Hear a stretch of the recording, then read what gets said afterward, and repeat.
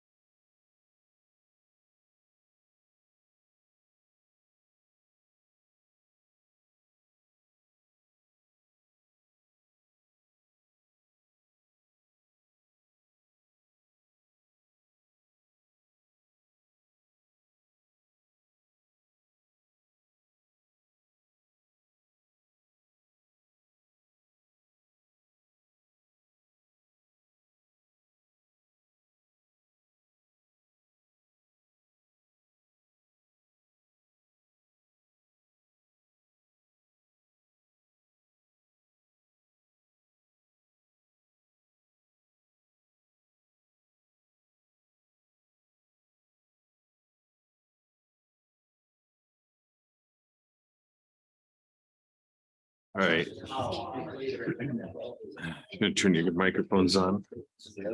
In 10 seconds. I will always say when it's Time it up. its own. 3, 2, 1. All right, let's begin. Pledge of allegiance. I pledge allegiance to the flag of the United States of America and to the republic for which it stands, one nation, under God, indivisible, with liberty and justice for all. Thank you, everybody, for joining us for the December 5, 2022 Credit River City Council meeting. We will begin with approving or amending the agenda. Is there anything on the agenda anybody would like to add or remove or change? Nope. Okay. then I'll we'll make, take- I'll make a motion. I'll second. Thank you, Leroy. Thank you, Al. I've got a motion and a second to approve the agenda as written. All in favor, say aye. Aye. Anybody opposed? Hearing none, motion passes. Next up, we will have our sheriff's report. Deputy Strack, good evening. Good evening. I don't have a whole lot for you. Unless you have questions for me, it's been a slow month. At least in Credit River, it's been slow. So. Had a couple parking complaints with cars being abandoned on city roads. There's 2 in the last month, so. They're not Credit River residents, they're people that are driving through and just dropping their cars. I don't know if it's just vehicles breaking down, but I think it's a lot of it has to do with Eagle Creek, because they're both off of Eagle Creek and Natchez area, so. We'll take care of them when we see them and deal with them, so. Yeah. Other than that, I don't have anything else for you guys unless you have questions. Right? No. Leroy, Al? No, No, I think we're good, Jeff. Okay. Thank you. Be Yep. safe out there. All right, we'll move into consent agenda. Those items on the consent agenda, which are considered routine, not controversial, are included as a part of the consent agenda. Unless a council member specifically requests that an item on the consent agenda be removed and considered separately. Items on the consent agenda are considered under one motion, a second, and a vote. Any item removed from the consent agenda shall be placed at the end of general business. Tonight on the consent agenda, we have 2023 Council and Planning Commission meeting schedule. Approved Hawkins and Anderson 2023 rates. Approved modification of city administrator job description and clarified deputy clerk assignments. 2023 city planner rates. Adopt resolution 2022-41, accepting infrastructure improvements and starting the warranty period for Crescent Curve. And PID 490700011, letter of credit release. Is there anything on consent agenda tonight that somebody would like to remove and consider separately? Mr. Mayor, yeah, I'd like to pull Mr. Lawrence. 3-1 council planning and commission meeting schedule, plan commission and council Okay. schedule.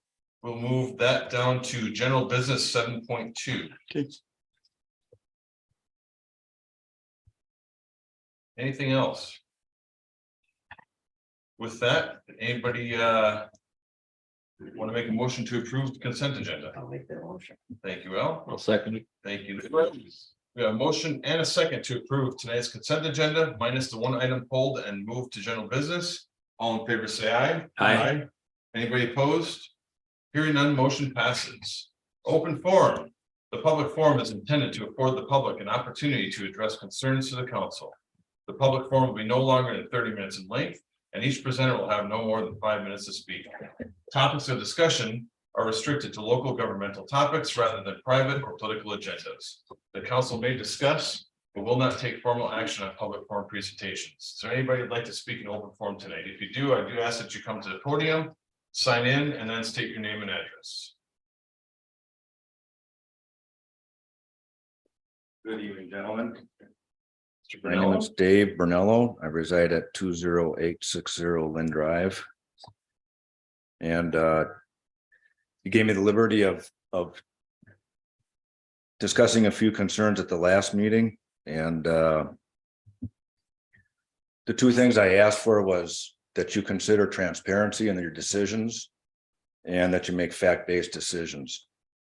Regarding transparency, I don't see any minutes for city council meetings for the month of October or November, with the exception of the canvassing board.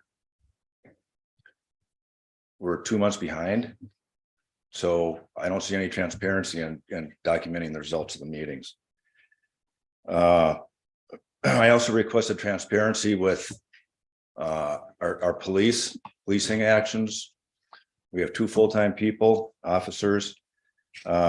Based on the discussion tonight, doesn't seem like there's a whole lot going on.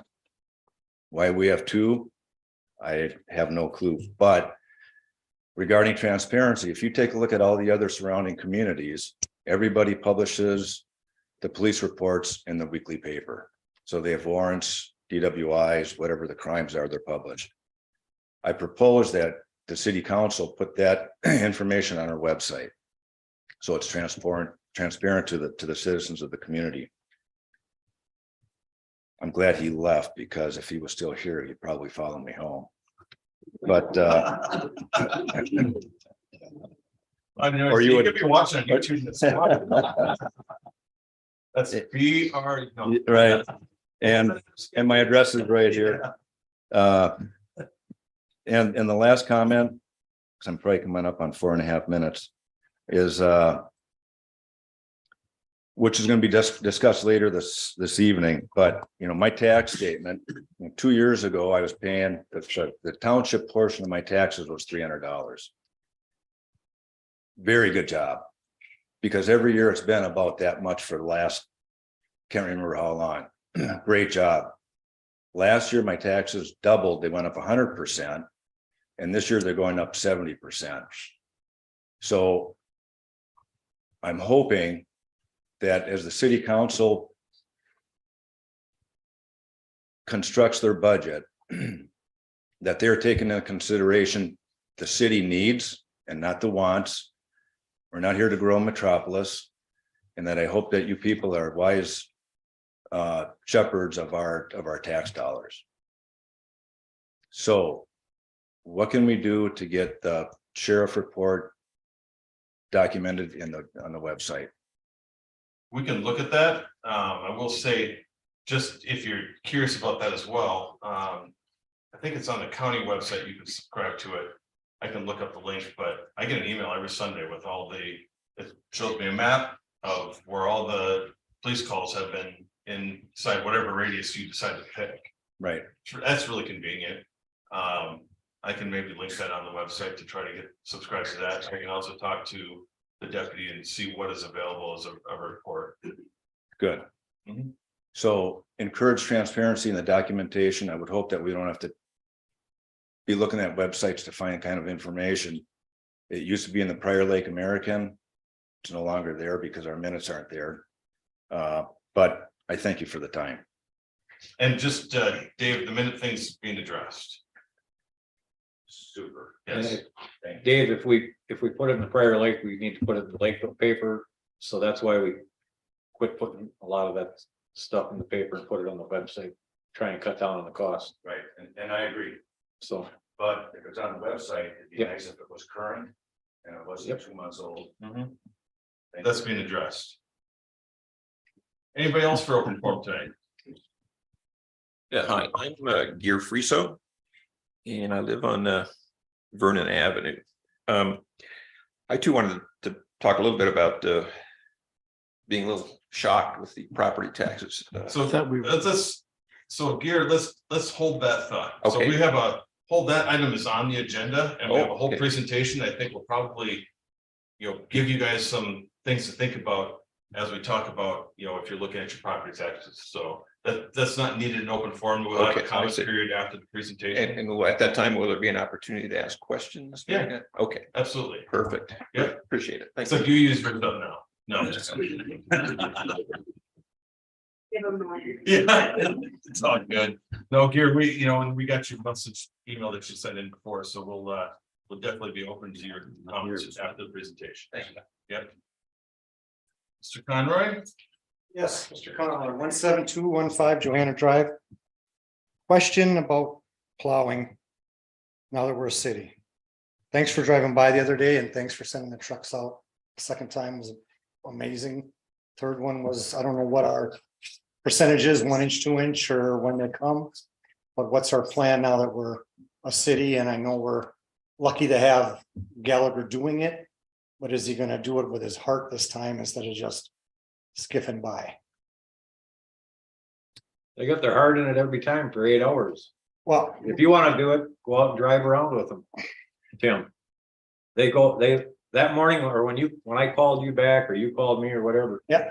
They started at 6 and they were finishing up over in your neighborhood. So that's what they did. it wasn't that we called the trucks out because you complained or anybody else in Casey's. They were out cleaning up and plowing the slush off the roads that got packed down from when it fell that night and everybody, drove. I understand that, and 30 years of service, when the weather comes out is when you want to hit it hard and get it done. It would have been nice if they'd have came out a day earlier. But here again, they did it and then it snowed. I understand that. And I'm not asking for spending more money. I'm just saying, use it better than it is. And I get that because Sally takes the kid to the school, comes back. Sally goes to the gym, comes back. Bill goes to the gym, comes back. It pats it down. I get that. But we still should have a piece of equipment that can get that compaction off. I'm not asking for anti-icing. I'm not asking for curb to curb, but it would be nice that I don't drive a dry road only to pack all that in my car, into my garage, into the house when we're paying for a good plowing process. That's all I'm saying. I mean, they're doing a great job when they do it, but let's just be a little more. And I guess if I have to help, I can help too, but I think he's got enough help right now, but we only have 50 miles. Up Credit River? No, over 100. 100. I thought back in the day it was We have 50 miles. of gravel And then 60 of pavement. pavement, Yeah. so, So, Mhm. all right, then I'll pitch you on the other half later. yep. All right, anybody else for open forum tonight?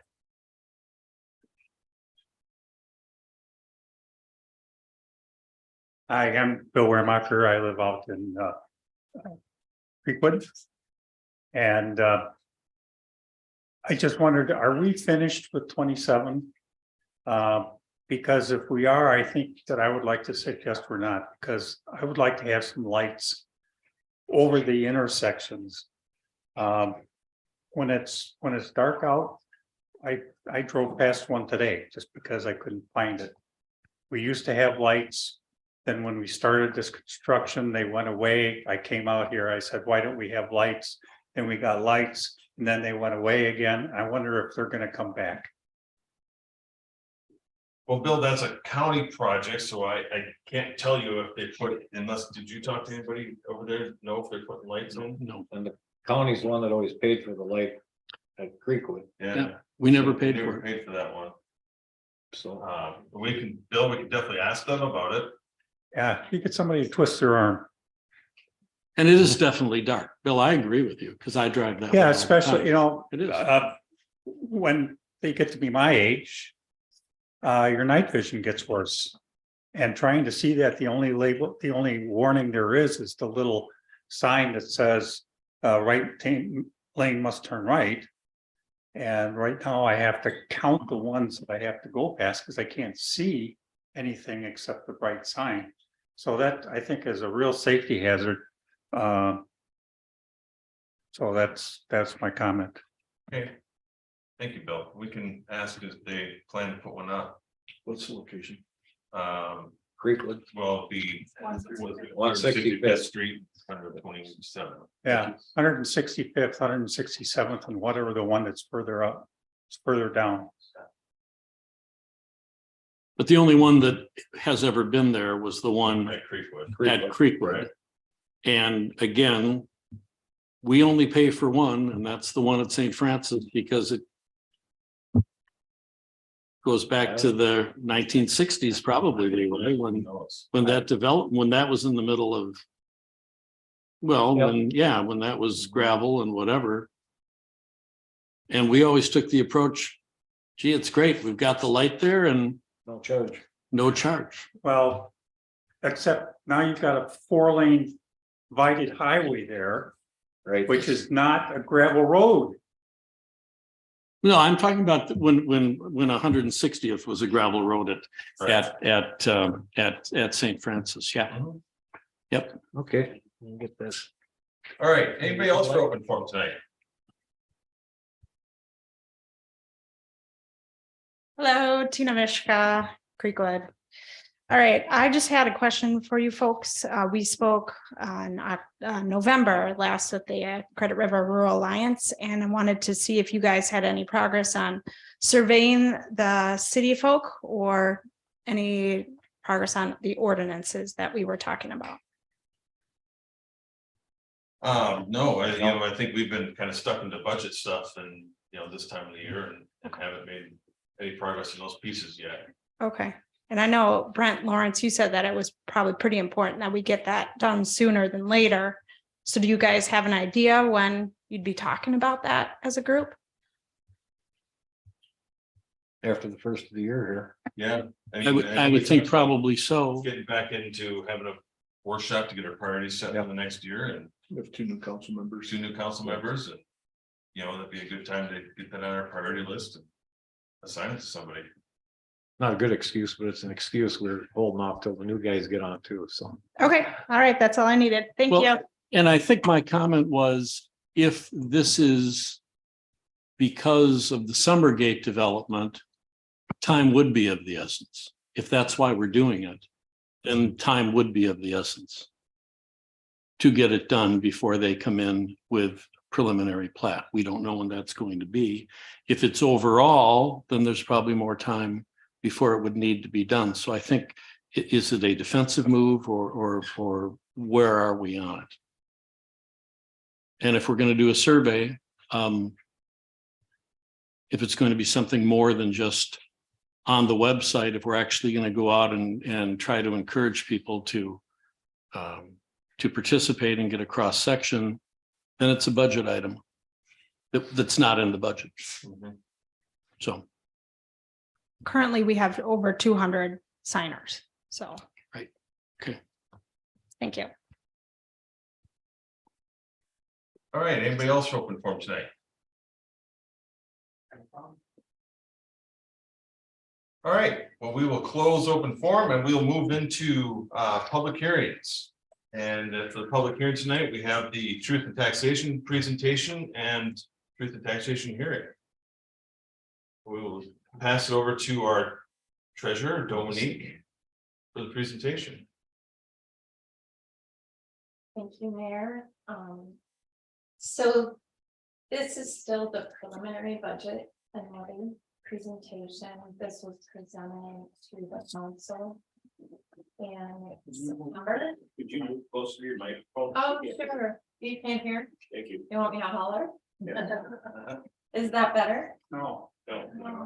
It's on. It's on. It's on. Go ahead and holler. Okay. All right. I know. So anyways, we started way back in June. We have a couple of key dates. So now we're on 12/5, the presentation. Basically you all received copies in the mail. So we're presenting the preliminary again. I guess I would stress that the preliminary is the highest that can go. And then if you look at the council will adopt a final levy and budget on the 19th of December, and then it gets submitted to Scott County on the 29th of 2022. So the first thing in the presentation is talking about revenue. So basically the revenue, preliminary planned revenue is $3,513,687. The levy component of it is 2.683,347. So 76% of the revenue is generated by the levy. The next slide shows you the preliminary expense budget proposed so that you can see it by fund. So our largest. So we can see. Could you expand this? Yeah. Could you expand this? Yep. We got our IT guy working on it here. There you go. Thank you. This is posted on the website as well, by the way.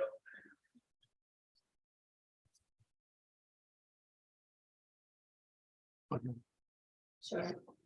So it's broken out by funds, so you can see our budget in 2023 is proposed to be $4,116,194, and last year it was $4,075,907. So it's a 40% increase on the expense budget of 2023. $40,000. You said percent. Oh, sorry, $40,000, 1%. 1%. Thank you. The next slide shows you the preliminary levy and the components of it. And we submit general, road and bridge, capital, and then also our pro bonds. We have three active bonds right now, the 15, 18, and 21. So the proposed levy is 2.683,347, so 2,000,007 rounded. The next slide shows you the increase categories on the levy. So if we break it down in a nutshell, the biggest piece is public safety, which would include your fire and your police. Somebody mentioned about the police earlier. Currently in 2022, we have one police. We're in the new budget, the proposed budget for 2023 is a second police officer. And we'll go into a little more detail on the public safety side. Road maintenance represents 16% of the increase. Professional services, 7%. City Hall, 14%. Salaries and benefits. So here I would just highlight, we have an administrator in the budget for next year, but also with the benefits. So we'll have a full-time person, so there's medical benefits and that sort of up until now, we've just had part-time people with no benefits. And then year over year, our permit, we didn't have as many expenses last year because it was our first year out, so it's a timing thing. In terms of taking a look at your fund balances, so the first column shows us where we anticipate to be by the end of the year. So we are planning on ending based on our budget at $4.4 million. The revenues planned, we had an earlier slide on that. So the revenues planned are 3.5 million. And then the expenditures 4.1, so that we have an ending fund balance of 3.8. And then requirements, the council requirements are that we, or they like to keep, the actual requirement on general is that we are funded between 30 and 60%, because the majority of our money comes from levies. We only get 2 payments. One is in October, and then June, and then one is in December. So that we only get money twice, so we need to have balances that'll cover the expenses. And then road and bridge, so you can see the 51%, that's the balance that's maintained, so that we're hitting the procedural requirements. And then for road and bridge, it's 160%, 116%. So we do have a couple pages specific to the fire on the public safety side, because public safety is that 38%. So we have a contract with Prior Lake, and they provide our fire service. They have made a decision to go ahead with a staffing model that we would have, instead of part-time, we'd have people in the fire hall. And the original thought was that they would be granted the SAFER grant, and that would allow us 3 years to kind of ramp up to the cost there. But Spring Lake and us, Credit River, we asked that they start with a July 1st start in case we didn't get the SAFER grant. Right now, we have not been awarded the SAFER grant, so the model right now has us going with the full-time staffing models starting in July 1st. And then Mark can update us at the very end to see, what's going on with that SAFER grant. So why are they going to a full-time service contract? To address recruitment and retention. They've had a lot of trouble over the years staffing part-time people. It'll decrease the response times in half, because instead of having part-time people come from their homes to the fire station, then to where the emergency is, it'll cut that time in half because they'll be at the fire station. 91% of the times, our fire team, is not making the response time standard. Fire call volume has grown by 55% in the last 5 years. And then most of the part-time firefighters are not working in the city during the day. So those are just kind of the high points. There is a full-blown presentation in the Prior Lake website. We just grabbed a couple things to share. Now, in terms of public safety and police. So in 2022, as I mentioned earlier, we had 40 hours each week of a deputy assigned exclusively to Credit River. In 2023, we're proposing a second deputy that would increase the hours to 80. So that would allow for 58% of the calls to be handled by our deputies per se. And then currently the one deputy only handles 35% of the calls. And the cost of the additional deputy is $190,000. A dedicated deputy decreases the response time. And then also we'd like to point out that Scott County, for the most part, cities have their own police departments at a much greater cost. We feel that by contracting with Scott County, that allows us to be more efficient in terms of that service. So the next slide talks a little bit about tax capacity. So really here, when we put in the proposed levy amount of the $2,683,347 on this grid, this is telling you or showing you the profile of the residents. So on average, you can see the first band talks about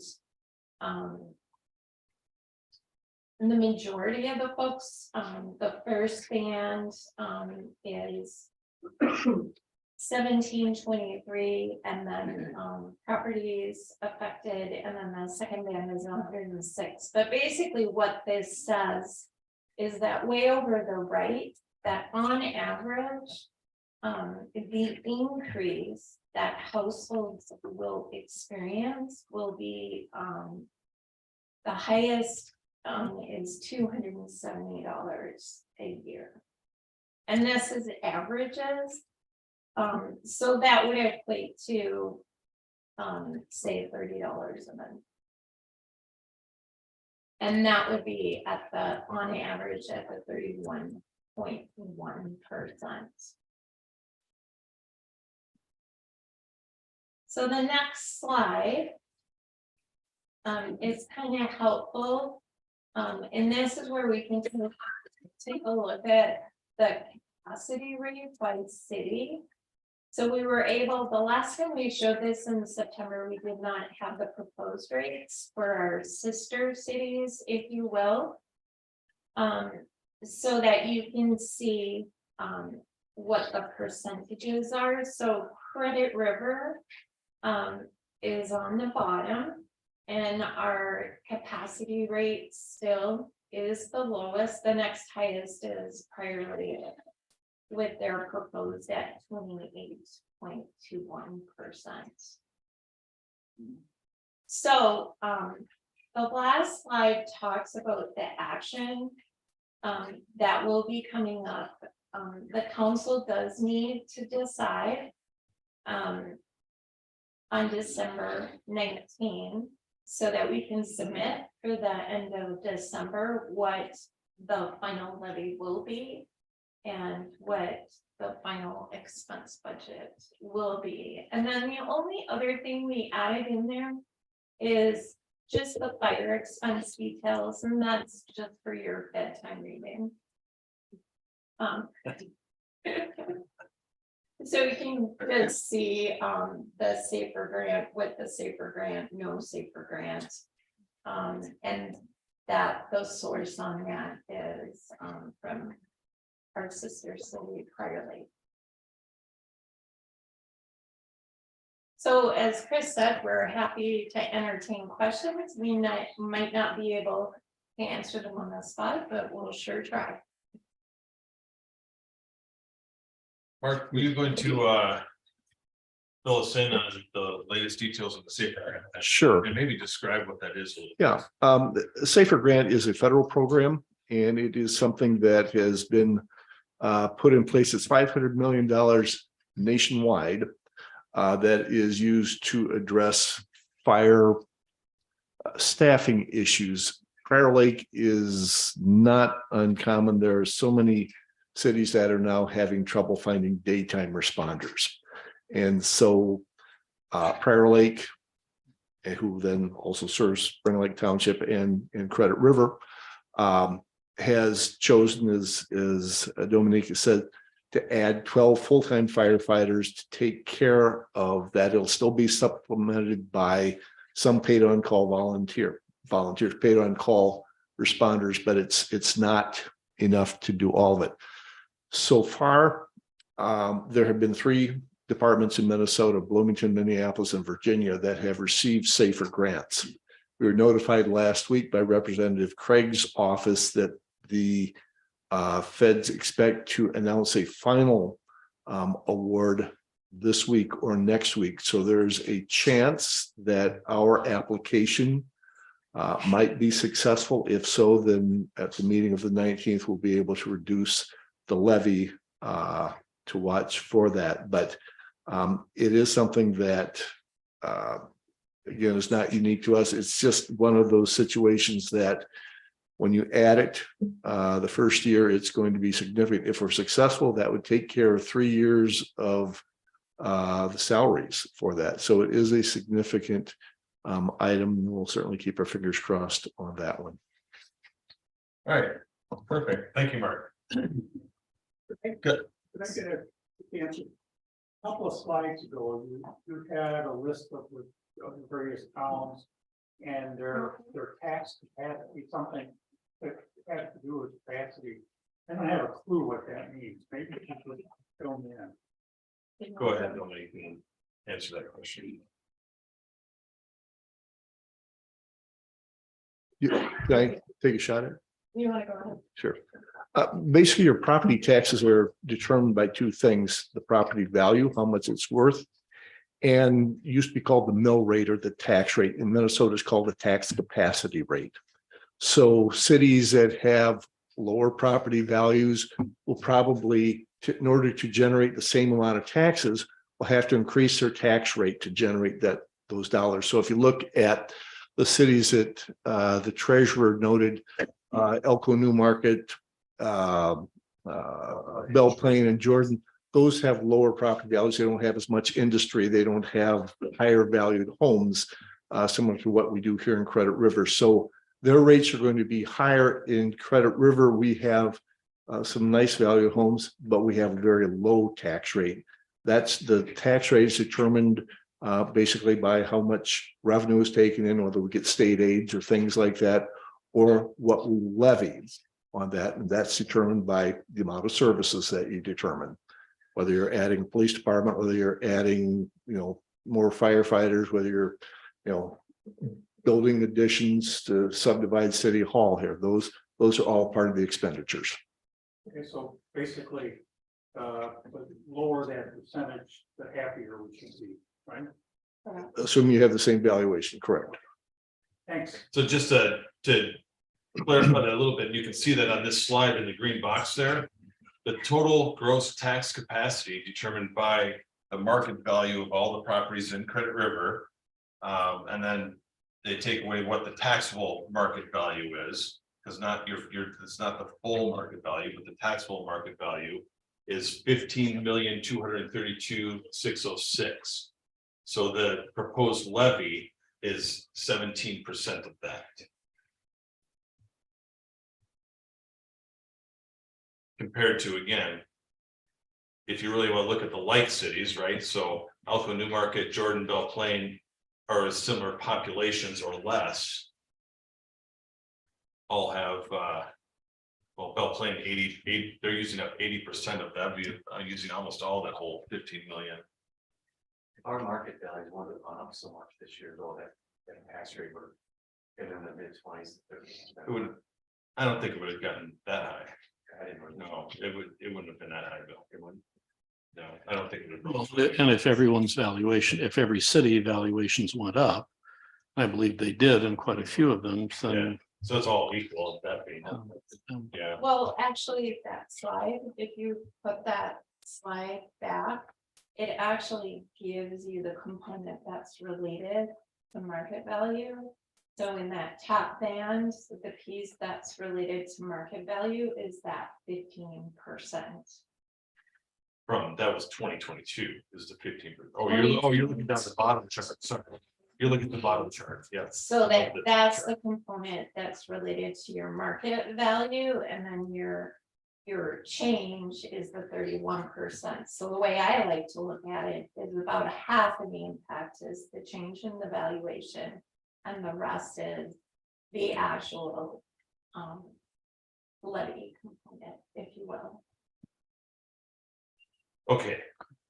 Any other comments from council members? No. So tonight we're here to take public comment and questions. I will ask, just like in open forum, that you do come to the podium and sign in, state your name and address, and we will go ahead and take comment. Bill? Bill Markert, 7690 Crestview. Can you go back to the police slide?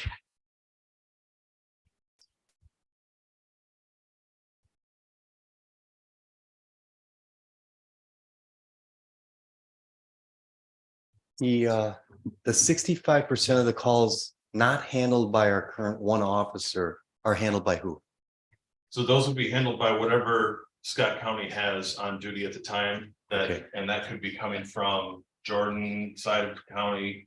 You know, there's times at night where they have very, few officers on. Okay, You don't know where they'll be. but they are Scott County They're officers. Scott County deputies, correct? Is Scott County pushing us to have a second deputy to push their costs onto us? Because I don't see a lot of activity, and I come to all these meetings, and Deputy Strack says not much happened this month. So I'm just curious why we need to have a second one unless Scott County is saying, listen, guys, if you want to use our services, you need to pay more. That's my perception, because there's no reports we ever see on the activity other than we get to listen to Deputy Strack, and I didn't know about that link, and I probably should look at that. But it just doesn't make sense to me that we need a second deputy, because they're already handling our calls, and I don't hear any complaints from any residents about the calls not being handled untimely. So that's just my comment, and maybe you can provide more clarity on why we have to have a second deputy.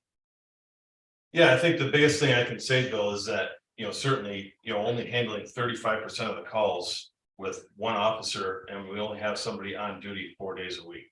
But they're still being handled by Scott County. And And they are, and we're not being, but and no what one's is the complaining. response of that? We don't know what the response of that is. Right, Because they could be on the other side of the county at that point. all right. Is there any way we can find out that data? Yeah, we can get all that data. It just might answer the question, and I'm okay with it if we need it. It's just Yeah. that it one doesn't thing make compared intuitive to sense. Yeah, Elko Newmarket, 1,000 less residents, and they have their own police department. Yeah. That's $1 million. It's crazy. For that police department. right. No, I appreciate what you guys are doing. Yeah, I really think it's Scott I really think it's Scott County pushing us to have a second one so they don't have to pay all the costs, just like the police, the fire department, they want to spread the cost to other cities.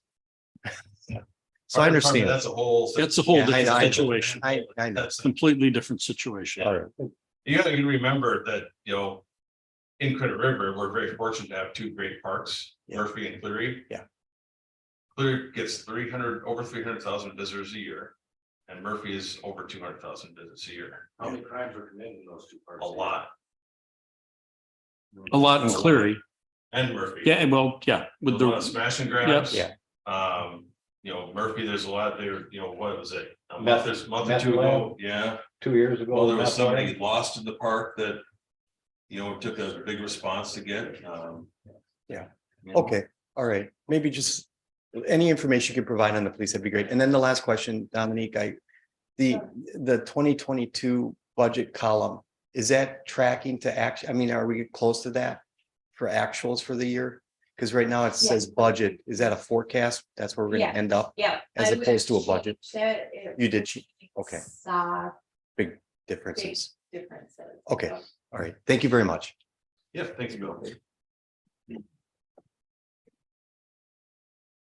I'm Gear Friso, 20901 Vernon.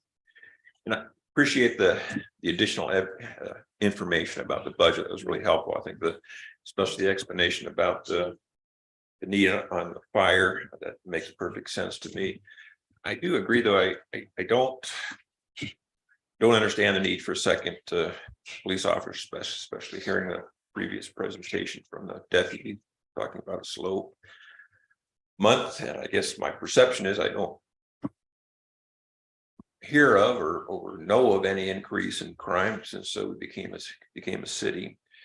And also at the same time, when we get our proposed taxes, there's also the county is also increasing expenditures for public safety. So our interactions in asking for assistance from Scott County Sheriff has always been extremely timely. They've been great to work with. And so I just puzzled with that. My last comment is I appreciate learning about the full-time administrator. I understand the costs involved in doing that. I guess I do wonder if the city really needs a full-time administrator, but I'm not knowledgeable enough to really make a real assessment on that. So those are my points. Appreciate it. Thank you, Gear.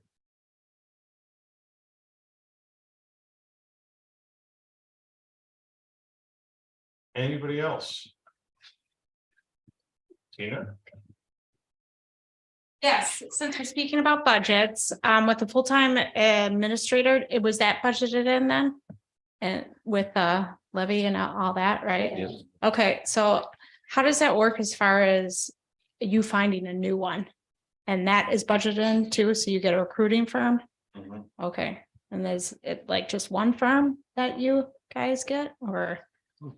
That's the plan. So Okay. we actually have some proposals that we'll be interviewing some people here over the next month and Okay, working towards looking at those agreements. okay, and that will come when?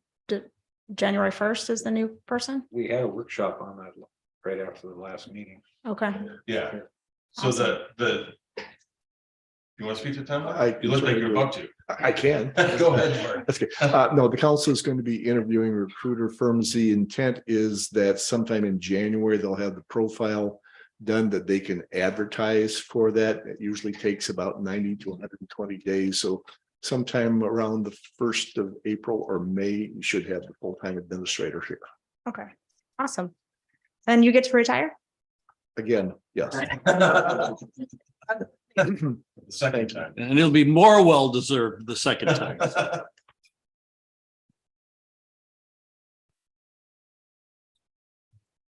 Ron Sackett, 19300 Hideaway.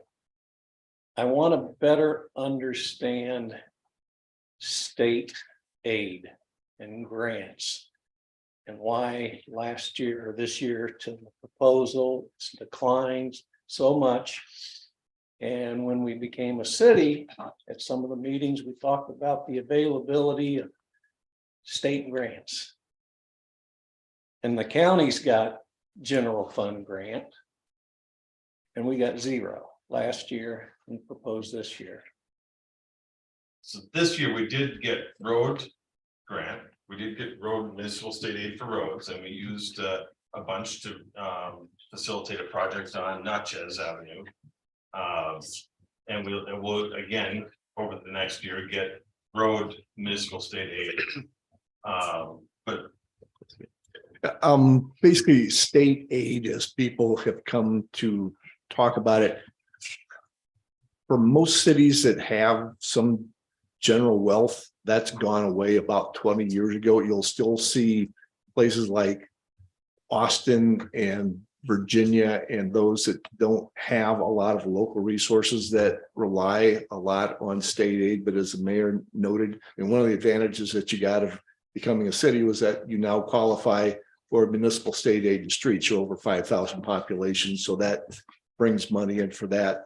But generally speaking, they weaned, especially metro area cities, off state aid many years ago. There's still some things for police and fire aid if, you know, at some point, if we ever have a police or fire department that we have that you might get, but it's pretty much you stand by yourself on those sorts of things. We were fortunate, just talking about we had federal aid through COVID relief monies, and those are things that you won't have to pick up when you do have to buy a new site for a new city hall, that sort of thing.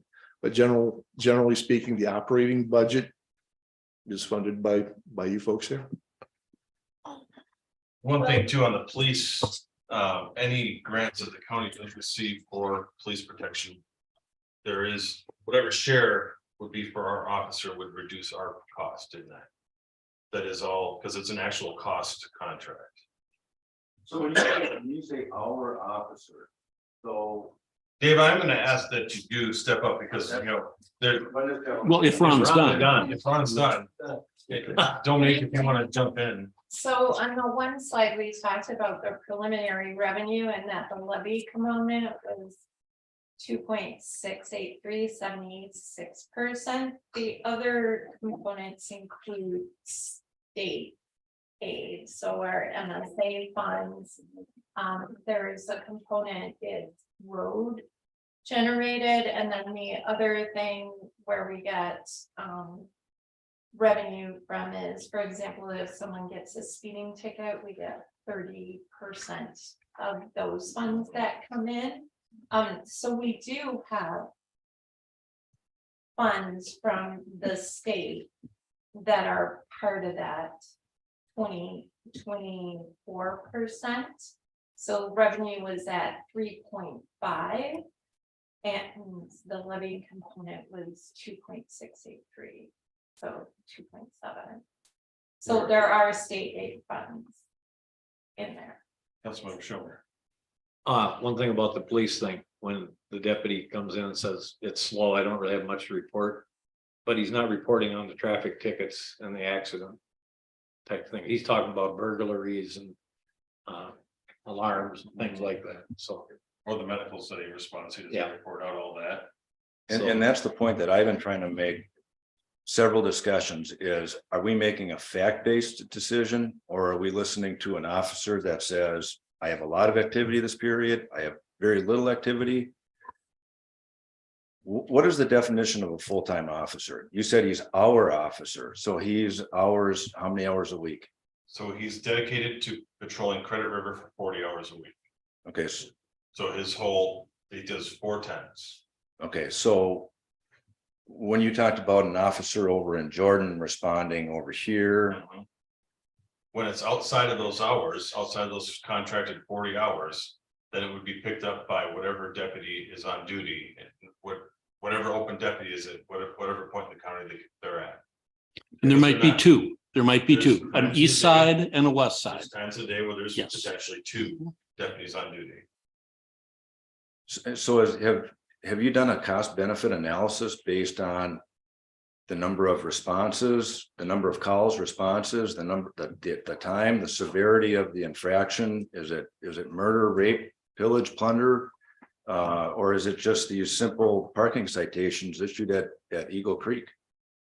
I mean, it seems to me that this goes back the last couple of years when we first initiated this agreement with Scott County, that no one's looking at numbers, no one's looking at any facts. Are we? We are.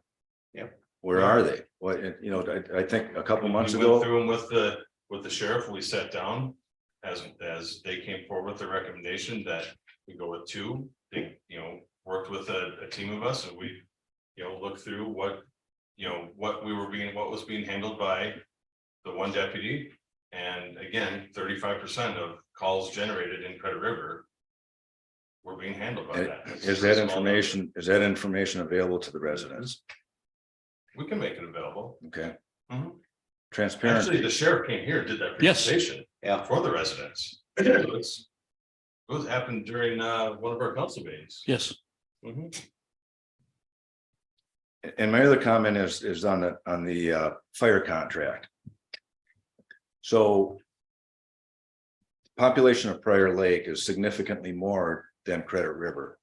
So as they're going through this growing period and they're going to transition to a full-time force versus volunteer, what is going to be our proportionate obligation compared to Prior Lake? And how do we determine that? And so Dave, the contract is based upon market value of the 3 municipalities that are in the contract, okay? So Prior Lake, Spring Lake Township, and Credit River. And the split is based upon market value in each one, and which happens to coincide with accidentally by the call volume. Yeah. It's very, very close most years. It's actually pretty darn close. It is. Surprisingly, when we looked at that over the years, that it's, you know, pretty much split by the call volume based upon the market value. So we pay our percentage of the contract of actual costs of the total fire budget. So the total fire budget is split. About 33% of it is Credit River and Spring Lake. And the Spring Lake part is getting smaller as more and more of Spring Lake is being annexed into Prior Lake. Right. So there's goes up. So our share is about 18%, as I recall. Yes. We have had that formula agreement in effect since 2008. It's one of the first things I worked on when I came on then the town board. And we have been told many, many times that we probably have one of the best fire contracts in the state of Minnesota, the way it was worked. We had to fight. And we were told to go somewhere else. And but it appears to work. They made the decision, though, that they wanted to go to the full time. And I think we are in agreement on that, because there are oftentimes not enough people to fill I think they need 4 To roll a truck. to roll. And there are times that there's not 4, or there are times that there's not 4 later in the month because the volunteers get in the total that they have to do to get their pension, and then they don't respond. And so you hear the talk, and we had the presentation here with the chief, the assistant chief, and other individuals from Prior Lake Fire. And they tell the story of there's a call, the chief takes off in his vehicle, he's the first responder, oftentimes the sheriff will get there before him. And they're waiting to find out who's going to respond. And now they respond on cell phones. It used to be wait and see who's going to show up. And if no one shows, or there's not enough, then they're going to have to pull out another call. And then it's going to be Medwakaton that shows up, or Savage, or Burnsville, or Elko New Market, or Lakeville, whoever. But very oftentimes there's not 4 to even do 1 rig. And if your house is burning, or you're having a heart attack, or there's some other form of serious accident, how long do you want to wait? Yeah. That's the interesting piece about this is that, so half of, if you consider the response time, which the response time is time from the call till an actual rig gets to there. The furthest reaches of Credit River, minimum time is 18 minutes. Adding having a full-time fire department will cut that in half. Because it gets rid of the turnout time. May not be able Turnout to, time is yeah. the time from the call goes out. People get the page, go to the fire station, suit up, get in the truck, and leave. so it may not be able to save a house. Like when we had that event on on your street, that spring break, when there wasn't anybody to show up. But they should be able to do a better job of saving lives. And when we looked at all of this, that was our bottom line. So regardless how large the Prior Lake Fire Department grows, we are gonna be responsible for that portion of that growth based on our market value. Yes. That's where the current contract, and that contract is good for another 8 years. We did it in 2020, right? Yeah. I believe so. Yeah. Mhm. Yeah, they renew. Prior to this agreement going in 2008, lack of another term, they pretty much did their own thing. And now we are involved in terms when the interviewing is done for fire chiefs. We did that with the former chief. We did that now with the current chief. Yes, the city manager in Prior Lake makes the final decision because that person is a city of Prior Lake employee, but we meet with them on a regular basis. And I'm very proud of the agreement we have with Prior Lake. And I think we have a voice with them and they listen to us. And we're very fortunate that Deputy or Assistant Chief Rizika, who is also full-time now along with Rick, is a Credit River resident. He lives up on 67. yeah, 167th, right? Almost right in the area where Doug Hartman was for years. So if there's a call, he is in our city, and I think that's a great benefit. So Yeah, I think the other thing that's interesting in the fire contract is it's based upon actual costs. To Brent's point, back prior to 2008, if Prior Lake charges X number for fire and they didn't use all that, they kept it when their general fund. Right now, today, yeah, if they don't use all of it, that's a credit on our next year's statement. Yeah, and we meet with them twice a year to go over budget, what their capital expenses are going to be, and making sure that they feel they have the equipment to do what they need to do in Credit River. Yeah, absolutely. Like the new pumper. Mhm. Yeah. Hi, Hi. Denise Peterson, and I'm on 8030 165th Street East. I wasn't planning on having anything to say today, but the discussion, first of all, I just wanted to say it really sounds like you guys came up with a great plan with the contract. And I'm an outside of the box thinker sort of person. And I'm wondering, can you not maybe do the same thing with a police officer, at least an interim time frame, to get us to larger population density in the area, when it makes a whole lot more sense to have, I mean, with 100 miles of roads, 3 hours a day, you'd easily cover those.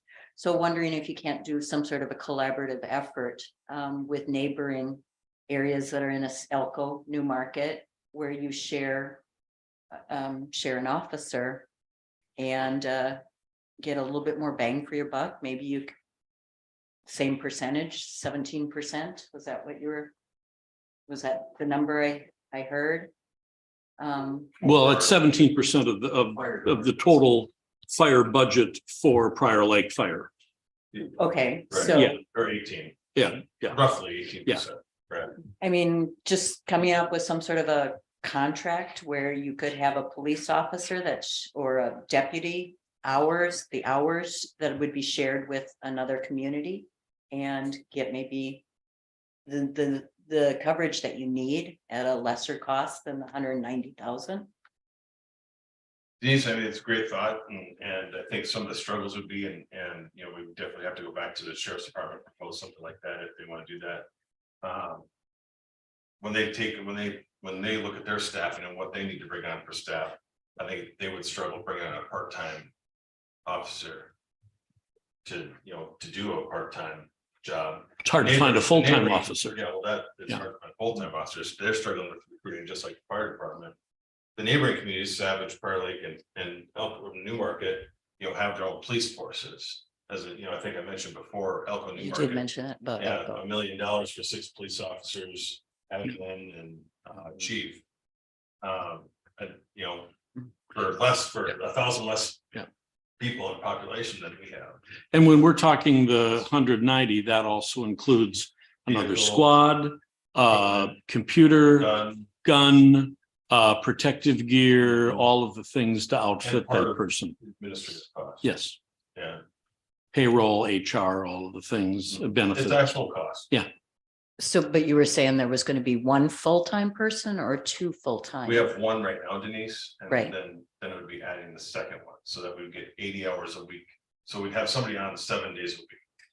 Instead of just 4, For 8 hours a day 10 hours a day. or 10 hours. a day. At the times that, from what the statistics that Shakopee shows with the sheriff, that we have the greatest chance of having calls, and they're looking at that every day, looking at those calls and analyzing that. And right now with the one, Yeah. it rotates. It's not always Monday through Thursday. Sometimes it's Tuesday through Saturday, or sometimes he starts on Saturday, goes through Wednesday. He rotates it around. So it's not a consistent. It's always different. Keep you on your toes.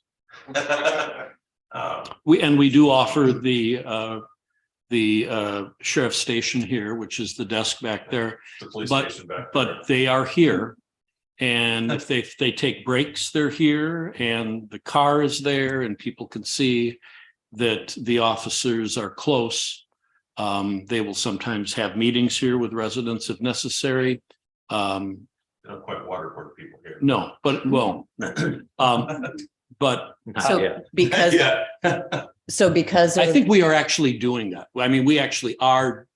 We have an out of the box agreement. Mhm. Nobody else in Scott County Not is Scott doing it. counties, there are other. Could you like, expand on it? So Carver County the only city in Carver County that actually has its own police force is Chaska. All the other cities in Carver County are contracted ones. Their contract is above and beyond actual costs. They pay a markup. Washington County is another one that all the cities in Washington County, when we were looking at this 3 years ago, we started looking around in the metro, what other counties are contracting sheriff services? And so then we took and built a contract based off of the best pieces of all those contracts. And, you know, came up with the model that we have. And I don't think I saw of all those ones that we looked at, any of them were actual cost contracts like we have. And we are seeing, even in the news media, we're seeing more and more smaller cities, 6,000-8,000 people saying, we really can't afford, we can't attract, we just don't have all of the knowledge and resources to do body cameras and keeping all of the documentation needed on that are saying we're getting rid of our city police force and we're going to have the county do it because they can do a better job for less money. Yeah, I think Mark has a comment. Mr. Mayor, and just circling back to your question, Denise, as far as Savage or Prior Lake, can we share an officer? There's 700 police vacancies in Minnesota right now, granted 200 of those with the city of Minneapolis, but cities are having a tough time finding firefighters, finding police officers now. And so I've not checked, but I'm going to wager that each of them have vacancies right now. And to get into a situation to negotiate with us to add yet more area for them to patrol, I think would be a tough sell, but I understand what you're saying. But that also means you could have a difficult time finding your own police officer. That's why it's nice that we have the partnership with Scott County. That's on their issue. And theirs. that's actually addressed in the contract, that even if say we have an agreed upon number of officers, if they don't find that dedicated employee, somebody will always fill that time as dedicated in Credit River. So that is addressed in the contract. Okay, not to keep beating No. a dead horse, but Hey, you Denise, can't it's good expand, points. you can't expand on that to. More money, sweeten the deal to officers. Say that again? You've got a deal or already, an arrangement with Scott County. Mm-hmm. Can you not revisit the deal, negotiate for two people, sweeten the deal, still saving our city money? That's what we're proposing, is to add a second officer, but with the second officer, there's that actual cost will increase. To get to the second officer, because Okay, I guess I was under the impression it wouldn't still go through Scott County. No. It's your second officer. I thought it It was an is. independent. no, No. it's still, Okay, it's another contracted officer through the Scott County Sheriff's Office. okay. Wasn't Okay, the first officer like 130 or 40,000, So the startup cost was 160 at the time, 60, and then 16 for the equipment. and then, 16 of that was equipment. And then same thing this time, it's 100, like I said, the costs have gone up since 2020, that's why it's 190. Mhm. Because, the equipment and all that stuff doesn't come for free. And if a squad gets wrecked, it's not our problem. They have another one. Well, that's the squad is rented through Yes. the deal, because the county highway or vehicle department owns the vehicles and Right. leases them to each individual department. Right. On a monthly fee. Right. So you don't own it, it's leased for X number of years and then. But if something happens, Right. they have another one Yeah. for our deputy to Correct. use. Yeah.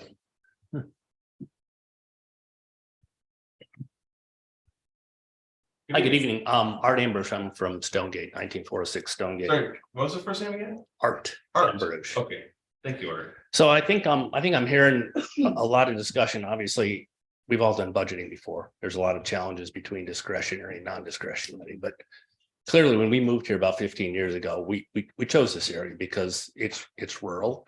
And I think there are a lot of people out here that don't expect big city amenities. And in fact, I don't expect any city amenities. We're in a rural area. So clearly, when it comes to things that are life critical, like fire and police, I can understand some of that. But right now, I think when we're looking at the amount of increase, I've got a 49% increase right here for Credit River. And that's just astounding to have a 49% year over year increase. I think I'm going to ask that people really think hard. Is this needed? Is this discretionary? Is this non-discretionary? Because people make trade-offs. I don't expect big city amenities, and I don't want to pay for it. So that's okay.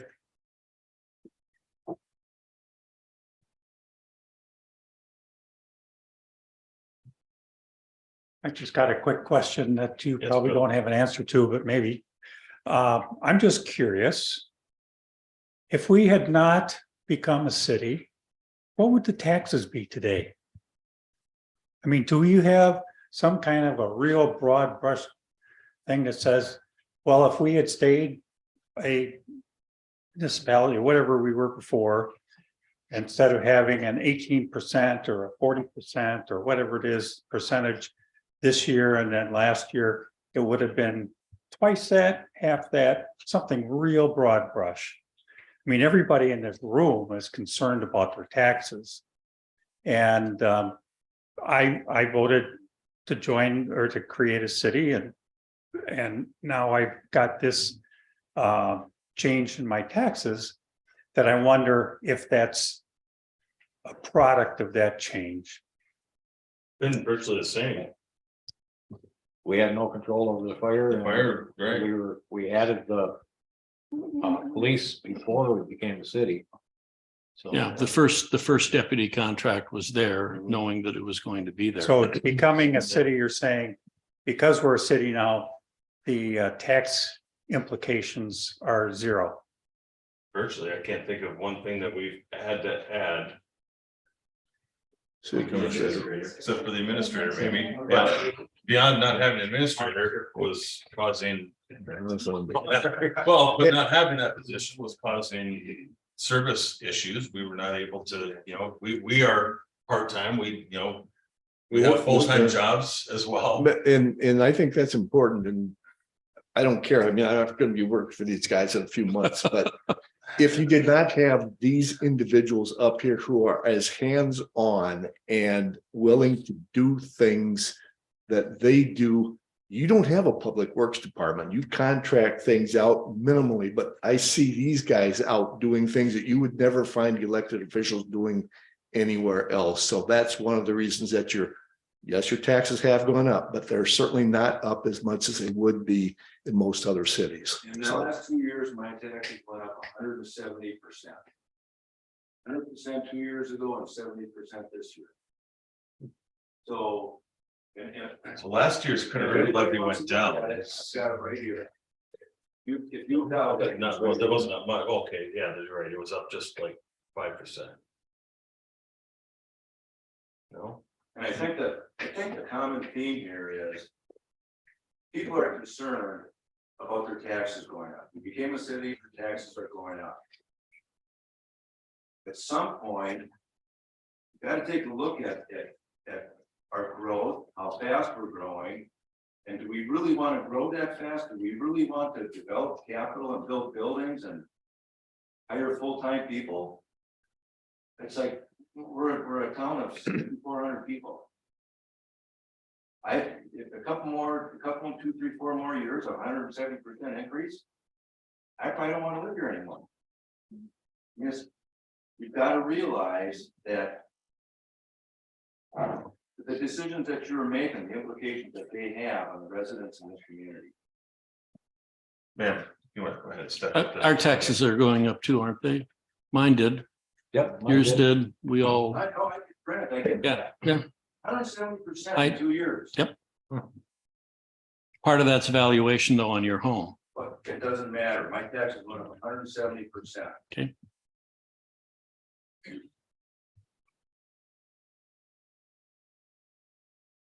I'm Tina Taylor at Rolling Oaks Court. I guess that leads to my point exactly. The property values increase, is that so that the taxes can increase? And what recourse does a homeowner have that's being taxed out of their neighborhood? So my property value last year was $378,700.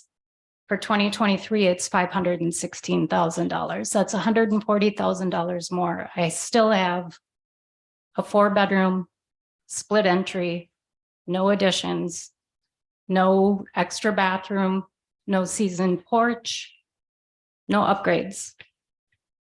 I have called in the past because of the tax increase, and I don't feel like I have any recourse. I have the same services as everybody in our cul-de-sac. I've had to call several times because judicial isn't been mowed. Plowing is horrible in our cul-de-sac. In fact, one of my new neighbors asked the question, is this an on-call service? Do we need to call to have them come out? So I'm just wondering, as a homeowner and a single parent, what's my recourse?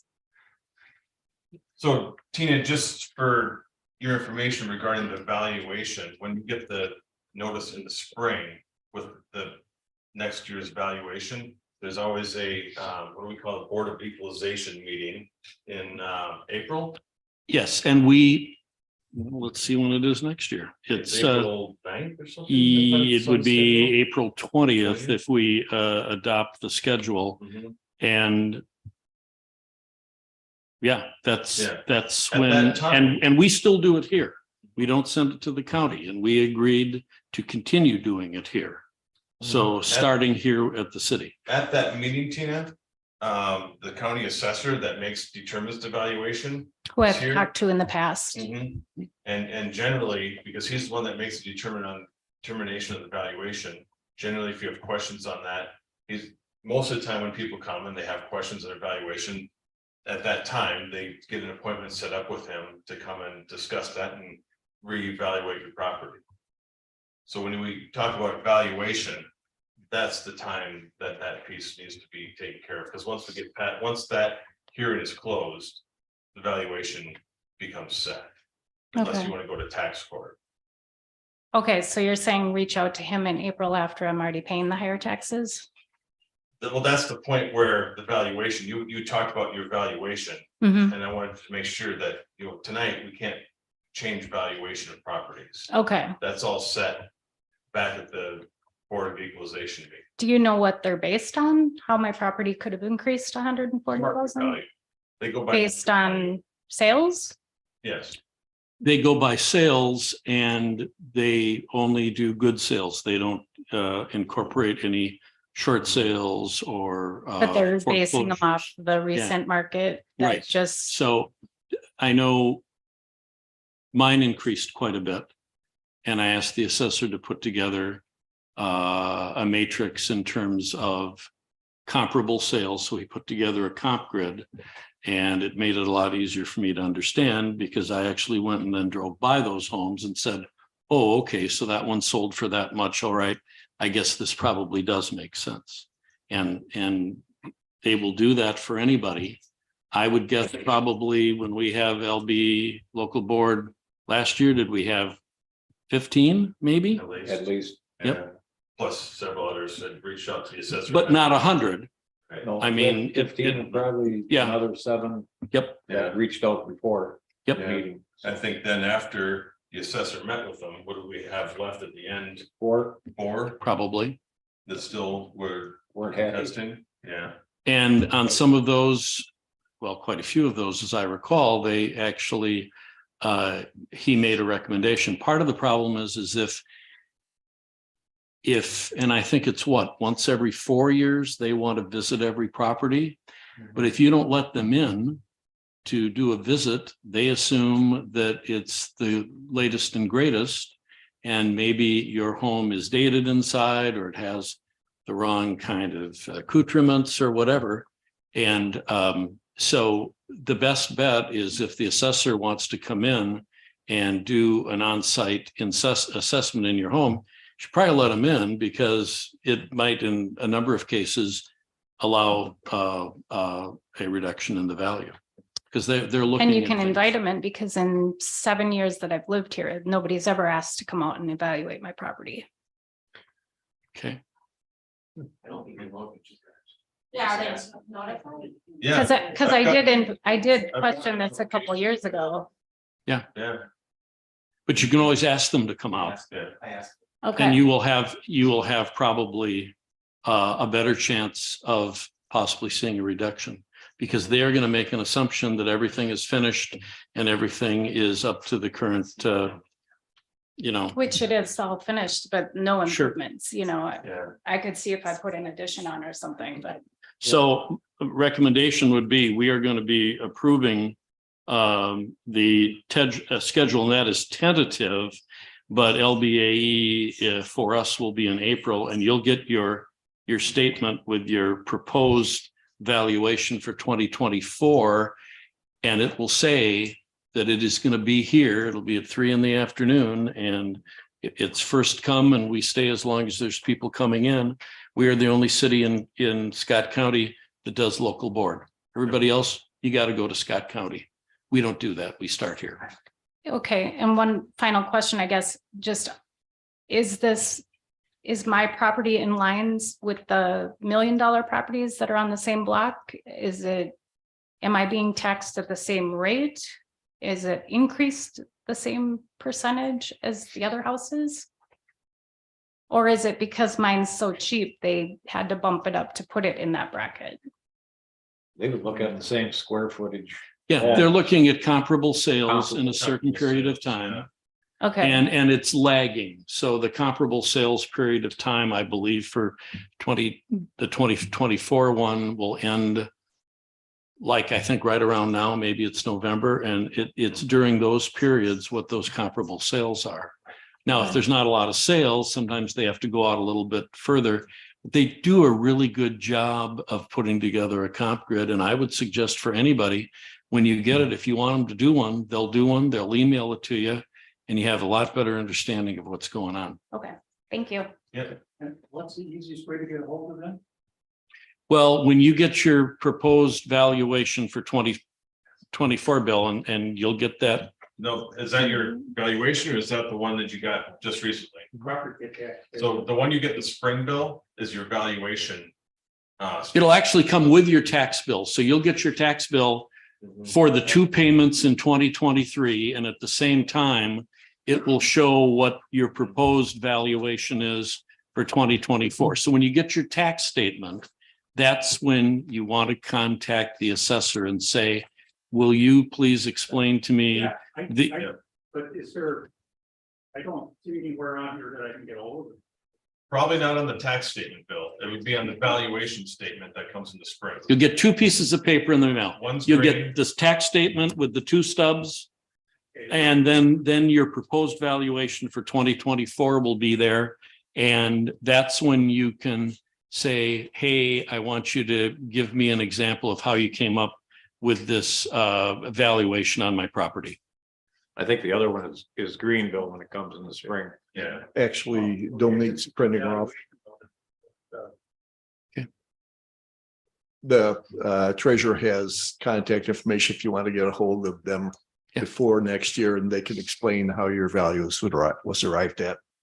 So, the person to contact is Tom Shoemaker. Just a minute, Jerry. He's been to my house 3 times. Did you say he's been to your house? He's been to my house 3 Okay. times. And has it been a good experience? When he came there and sat, and then he said, look at all these wooded trees. My wife Yeah. said, look past that at the junkyard. I live in Coon Rapids. What are we doing here? So my taxes went up $186 in credit this year. It went up last year. So with the levy, I want you guys to think about it. And the next question, not to skip ahead, is we're talking signs tonight. Yep. Is that a need or a want? And what are we gonna do? Are we just gonna get the What do word you city? Why don't What do we you wait till we want, get to. I want just the word city put over it. Okay. But Okay, but back to this tax deal, when this came in April, we're all riding high, houses were selling high, everybody's happy, we're not gonna move, we're a city, things are moving. Then reality set in, now we're gonna be the same way in 2004. I bought high, then it crashed, yeah, then you paid up and up and up and up, and now taxes, my house is worth $80,000 more supposedly. But it's a 3-bedroom split entry, it's nowhere near a McMansion. So we gotta ride this one, and now we're gonna crash again. But yet the taxes won't go down because the market went down. So we're back in this ebb and flow, and you can call Todd and have him come out, but for the most part, it's a struggle all the way around. And Dominique had the floor. You have a phone number? I Yeah, do. Dominique should have the floor. 952-496-8289.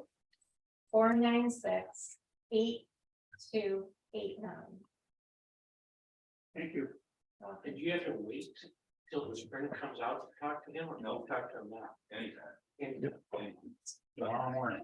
I'd call and talk to him, tell him that you're concerned and you'd like to know where it is and can, yeah, and could he get a jump on it and see you sometime during the winter? Why not?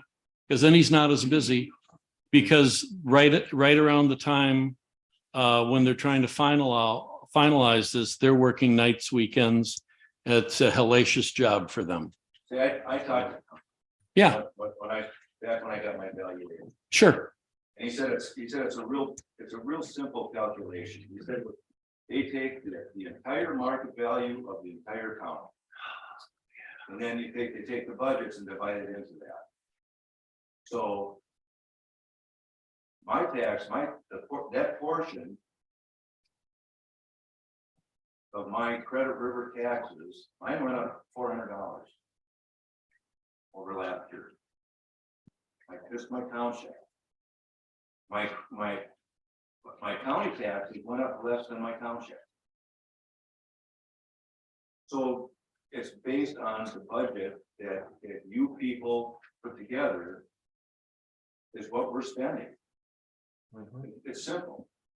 I think most people in this room are, what they're trying out is, hey, exactly, stop it, slow it down, take a look at what we're spending and how we're spending it. We're down to 6,000 people. okay. Anybody else? I just wanted to offer one point about the valuation. Here, do me a favor. Yeah, you gotta get on There the are mic. people watching on. We talked to Tom Shoemaker as well, and what we did was we put together our own comps. Yep. And we went to Tom, and Tom accepted a lot of those comps, and he adjusted our valuation down to what a number that we thought we both agreed was a correct valuation. So homeowners can get it, the valuation decrease, but you got to do your own homework. Don't ask them to do the homework for you. You find your own comps, and that's exactly what we did. And that information is in the county record, is easy to access and find. Thank you. Anybody else? Going once. Going twice. All right. So we have to make a motion to close the Make a public motion to hearing, close and the I will public make that motion. I'll Thank second you, it. Brent. Thank you, Leroy. Motion and second to close the truth and taxation presentation, public hearing for the 2023 budget. All in favor, say aye. Aye. Anybody opposed? Hearing none, motion passes. As the treasurer's presentation indicated, we will take this information and make a final determination on our meeting on the 19th. And at that point, we may have some more information regarding FEMA Safer Grant, or any other changes that anybody would like to propose from the council. All right, let's move into general business. Credit River Signs, Leroy, I believe this is you. You happen to have that, Oh, from Jake? what's his name, Jake?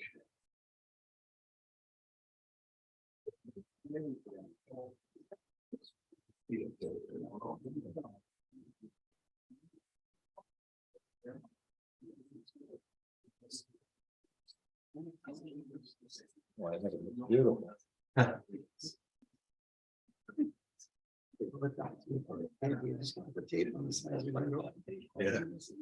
So Leroy, are you presenting then, or? Yes. Yeah. Okay, gotcha.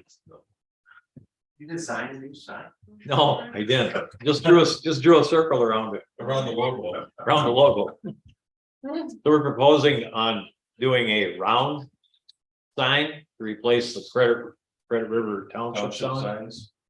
I'm kicking this around for a year and a half, so It's in the budget it's in the budget. And for this year. yes, Yeah. we're gonna get them up as soon as we can. Talking about a 2-foot sign to replace the smaller signs and a 3-foot sign to replace the signs On the county roads. on the county roads. First, we have to get permission from the county to put up the new sign. So That's because it's their post, right? It's their right of way. They're right away. Yeah. But that's what the sign would look like. Just City of Credit River with a small plate below it for the population, so we can change that without changing the sign. The whole sign. Yep. Yeah. Or we could just put, or we could put the word city over township. Wonder what that would cost. So did we get a cost estimate then? from No. EFA then? Okay, Not yet. all right. I think, Until we, I think Tim's gonna come up and volunteer to put them up for us possibly. I didn't get a cost yet because this is first. Okay. Bringing it to the I mean, public. I would propose covering up the township or the city. Because when we become a metropolis or whatever, you're gonna want the concrete lighted Credit River with the water running through it. That's in 5 years. Like- Just like- settle down. Savage and all them other guys. I mean, No, it's let's. No, I'm just saying. Yeah, let's make sure the minutes. Savage reflect built that. theirs in Burnsville. I think for the money-minded people, if we could just wrap up and hide that. But now when someone wipes one out, then replace it with the newer one if you want to do that. We could do that possibly when they slide off the road and hit it. When they replace it. I thought, All right. I thought I think- Tim was gonna volunteer to put them up, so. All right, I think, Leroy, I think what we need to do is let's get the cost estimate put together. Sure. And see where we land on that. I'll have that for the And next looks meeting. great. Perfect. Nice job. All right, thank you, Leroy. Yep. All right, next up, council schedule for 2023, council planning commission schedule for 2023. Brent, you pulled that from consent agenda? Yeah, and we had some discussion here prior to the meeting. I think the first question was Monday, January 2nd. That is actually, I believe, the holiday. Would be the holiday. So I would propose we move that to Tuesday, January 3. If that makes sense. Secondly, we've got the July meeting Wednesday, July 5. The 4th is a Tuesday. Which is the holiday. Yep, and you had talked about July 3, which is not the holiday. Typical Monday meeting. Yes, I think we should keep that July 5, just because I think we will have people that are going to be taking an extended weekend. And I don't think we want to make staff work if necessary. I think our planner and engineer, at least knowing how our engineer usually spends that week. I think we should maintain that at Wednesday, July 5th. If that's okay with everyone. I don't know what everyone else is thinking here, but No. Yep. Be great. Okay. and then I'm also looking at September. Right now, we have Tuesday, September 5. And that would be the day after Labor Day. Traditionally in Credit River, we've always had our first September meeting on the Wednesday, so that the meeting doesn't coincide with the evening of the first day of school. So I would propose we move that from Tuesday, September 5 to Wednesday, September 6. So the two changes would be January. The first meeting would be Tuesday, Jan 3. Yep, and then the September meeting would be Wednesday, September 6. And I would make a motion to make that change in the schedule before we approve. Got a motion? I'll second. Take a second by Al. A motion is second to approve the 2023 City Council and Planning Commission schedule with the two noted changes. All in favor, say aye. Aye. Anybody opposed? Hearing none, motion passes. Next up, we've got claim summary for tonight. Okay, tonight for claims, we have claims totaling the amount of $39,773.06. Anybody have any questions on any of the claims in the packet tonight? No, Okay, then I would take a motion to approve. I'll make that motion. Thank you, Leroy. I'll second. Thank you, Al. We have a motion to approve the December 5th, 2022 claim summary in the amount of $39,773.06. All in favor, say aye. Aye. Anybody opposed? Hearing none, motion passes. Council member liaison and council member reports. Anybody have anything tonight? Leroy. With the exit or Center Energy doing all this stuff in Casey's edition on Murphy, I think we should look at seeing if our engineer can't come up with a no work date as of maybe November 1st from now on, so we don't run into stuff on the roads trying to snow plow and So the answer Things to like that, Leroy, and I checked with legal this last week, and the answer is we can amend our right of way ordinance Okay. to prohibit construction in the right of way during a certain period through the winter. good. So how I left that with our attorney was that I want to get in touch with Shane as our engineer, get a proposal. Maybe there's something that another city he works with already has that we can just adopt that language into our right of way ordinance. Additionally, it would be if we're to update the ordinance, that ordinance is a relatively old ordinance. If there's any other changes in the right of way ordinance that we want to make, it'd be a good time to make that. So we need to look through and verify if there's anything else in there, but I agree with you 100%. Because the stuff, this just the signs to plow around, the equipment that they leave, the holes in the ditch. I'm thinking about spring, and if we get a lot of snow in some neighborhoods that flood because of culverts, if there's holes drilled in the ditch, that might be a problem. So, yeah, so we can keep working on that, and I will get Okay. those two parties connected, and we'll get something proposed. Good. If that makes sense. Okay, Other than that, nothing else. nothing else? No? Brett? I just want to mention, we're seeing an awful lot of snow being deposited across the road, which is state law not to do that. We have cleaned ditches out before because they fill up with gravel and debris. In fact, right down the road from me, we've had to do that before. And it seems like it's all over the city. I don't know how we can enforce that, but we've got to do something on that because it'll be plowed across. You'll have all of the lines of snow and then it hardens like happened this week and it's a mess. Yeah, I don't know how we enforce it. it is a misdemeanor. Mhm. You know, I think just a case by case basis. We have to. Make that enforcement. Yeah, and we have it on the website and we've talked about it, but at some point, we're gonna have to take action, I think, Yeah. in terms of enforcing it. Well, 5 years ago when few issues in Gray Fox, they pushed it to the curb and expected our snowplower to, when he doesn't come through for 4 or 5 hours and it turns into a chunk of concrete, they can't move it, so I went and banged on doors and got yelled at and whatever else, but they get excited when you show up with a front end loader and dump it back in their yard. Well, Sometimes you have to take that covert action and there's nobody better than Leroy. Right. they got the hint anyhow, All right, so, anything else? no, All right, well then, take a motion to adjourn. I'll make that motion. Thank you, Lever. Second. Thank you, Al. Motion is second to adjourn. All in favor, say aye. Aye. Anybody opposed?